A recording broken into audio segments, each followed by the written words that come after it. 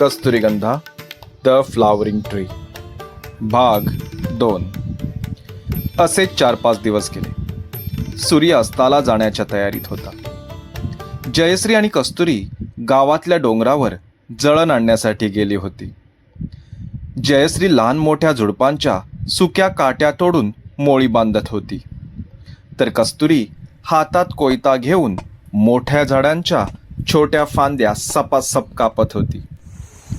तिने कापलेल्या फांद्या जयश्री एकत्र करत होती. डोंगरावरून गाव खूपच सुंदर दिसत होता. आपले काम करता करता अधूनमधून कस्तुरी ते मनमोहक दृश्य आपल्या नजरेत सामावून घेत होती. ते न्याहाळत असतानाच तिची नजर गावातल्या एका रस्त्यावर गेली. तिने पाहिले की गावातून कोणाची तरी मोठ्या धूमधडाक्यात वरात जात आहे. तायडे तायडे, तिकडे बघ, मला वाटते सुमा काकूच्या मुलीची वरात जात आहे. कस्तुरीने आपले काम थांबवत वरातीकडे पाहत म्हटले, जाऊ दे, तू तुझे काम कर. लोकांच्या वराती पाहत बसलो तर आपले काम होणार नाही. जयश्रीने आपले काम न थांबवता म्हटले, तायडे, तू ना अगदी आईसारखी बोलायला लागली आहेस. अशा वराती रोज रोज पाहायला मिळत नाहीत. कस्तुरी आपले लक्ष न हटवता म्हणाली. तिच्या चेहऱ्यावर एक वेगळाच आनंद होता. त्या वराती बघून आपल्याला काही मिळणार आहे का कस्तुरी?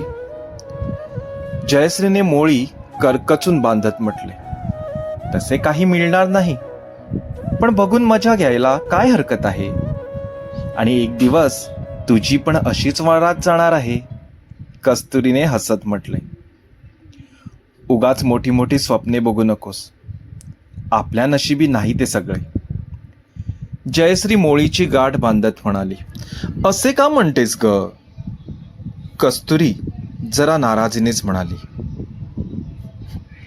का म्हणतेस म्हणजे? तुला वाटते आपली वरात जाईल असे?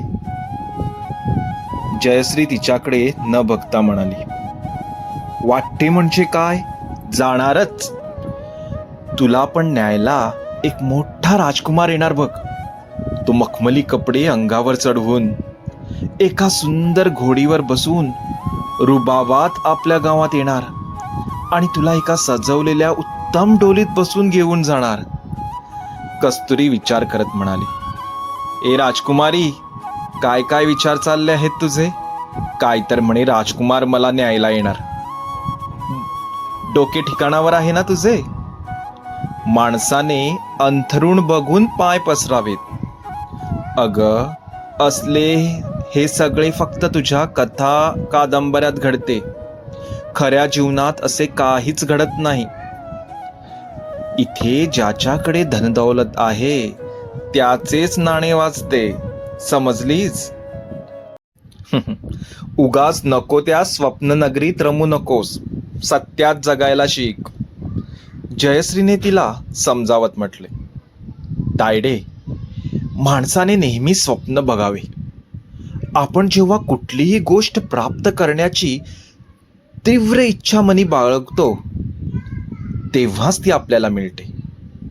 कस्तुरी हलकेच हसत म्हणाली, हा तुझा मोठा गैरसमज आहे. जयश्रीने कस्तुरीने कापलेल्या छोट्या छोट्या फांद्या एकत्र करत म्हटले, तर तायडे, मला एक सांग, तुला जर आधीच माहीत होते की तुला अशी स्थळे शोधून तुझे लग्न कधीही होणार नाही, तर मग तू एखादा मुलगा स्वतःच बघून प्रेम वगैरे का केले नाहीस? आईचा पण त्रास वाचला असता. कस्तुरी हसत हसत म्हणाली, तू ना जरा जास्तच आगाऊ बनत चालली आहेस. जयश्री डोळे मोठे करत म्हणाली, सांग ना तायडे.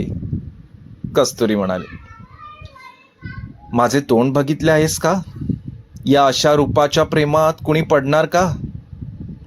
माझ्याकडे चांगले रंगरूप असते तर कोणीही माझ्या प्रेमात पडला असता.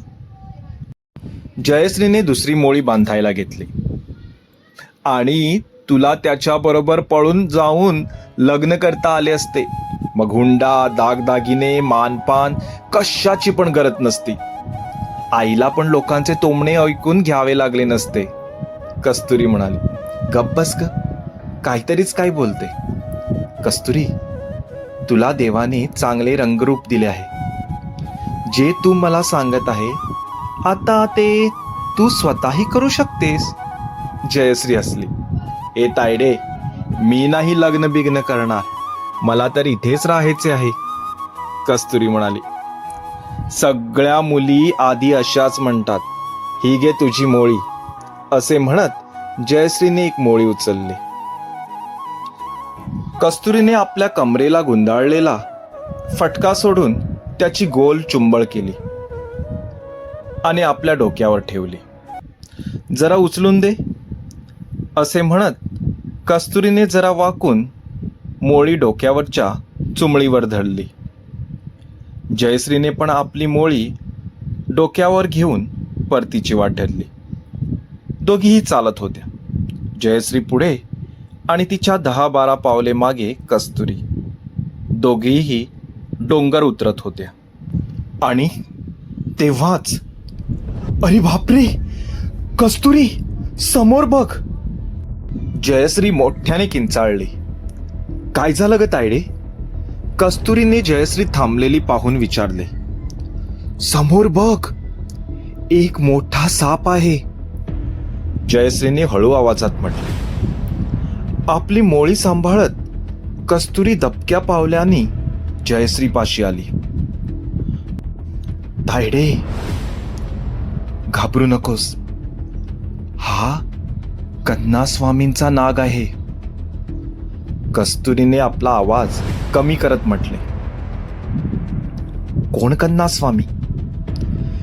जयश्रीला कस्तुरीचे बोलणे समजले नाही. ते एक वृद्ध साधू आहेत. इथे अधूनमधून येतात. इथे कुठेतरी म्हणे ईश्वराचे शिवलिंग आहे, त्याच्याच दर्शनाला येतात ते, कस्तुरीने माहिती दिली.